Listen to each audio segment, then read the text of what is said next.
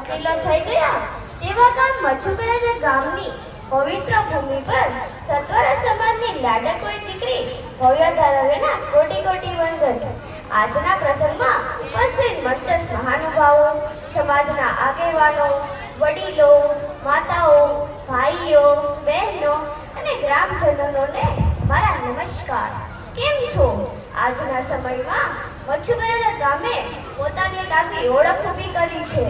તમે જોઈ રહ્યા છો કે મચ્છુબેરાજા ગામ પાસે ધન, ધર્મ, શિક્ષણ અને સમૃદ્ધિ છે, પણ આ બધાને નુકસાન કરે એવું મોટું વ્યસન છે. આજે હું આ વ્યસન વિશે થોડા શબ્દો કહીશ. મારી નમ્ર વિનંતી કે તમને શાંતિથી સાંભળજો. વ્યસન એ વ્યક્તિના જીવનના દરેક પાસાને અસર કરે છે, જેમાં આર્થિક, સામાજિક અને સમાવેશ થાય છે. વ્યસન એ વ્યક્તિનો સ્વભાવ દર્શાવે છે, જેમાં વ્યક્તિ પોતાના ખરાબ પરિણામો જાણતા હોવા છતાં વારંવાર પુનરાવર્તન કરે છે. જ્યારે કોઈ વ્યક્તિને કોઈ પણ વસ્તુનું વ્યસન થઈ જાય છે ત્યારે તે પોતાનું ભાન જ ભૂલી જાય છે. સિગારેટના દરેક પેકેટ પર લખેલું હોય છે કે સિગારેટ સ્વાસ્થ્ય માટે હાનિકારક છે, છતાં પણ આજનું માનવી તેને મૂકતો જ નથી. બાજુવાળા આપણા ઘરના આંગણામાં કચરો નાખવા આવે તો આપણે તેને નાખવા નથી દેતા, પણ આપણા પવિત્ર શરીરમાં ગુટકા, માવા, દારૂ વગેરે વસ્તુઓ પધરાવતા હોઈએ છીએ, છતાં પણ કોઈ દિવસ વિચાર કર્યો ખરો? કાંઈ પણ વ્યક્તિને કોઈ વ્યસન હોય તો બીજા 3-4 વ્યક્તિને પૂછજો કે હું વ્યસન કરું એ તમને ગમશે? પૂછશો ને? પહેલા તો તમારી માને પૂછજો કે હું દારૂનું વ્યસન કરું એ તમને ગમશે? બીજું તમારી પત્નીને પૂછજો કે હું સિગારેટ પીઉં એ તમને ગમશે?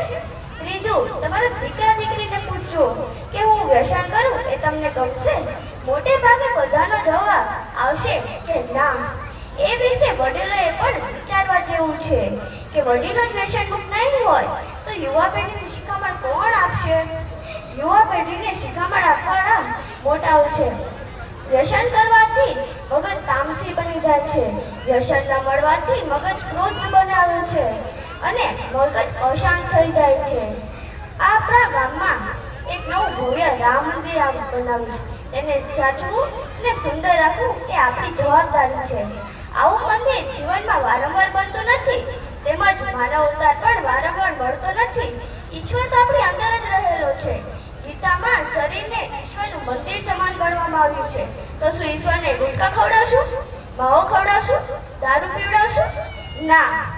આપણે નવા રામ મંદિરની જેમ શરીરને પણ સુંદર અને સ્વચ્છ રાખશું.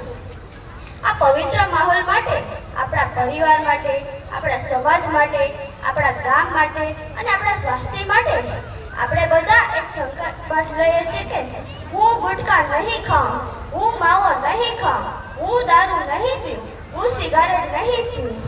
અને અંતે મારે મારી નાનકડી વાણીને વિરામ આપતા એટલું જ કહેવું છે કે सोचो, समझो, बचो नशा से, जीवन जीवो बड़े मौज से। अस्तु।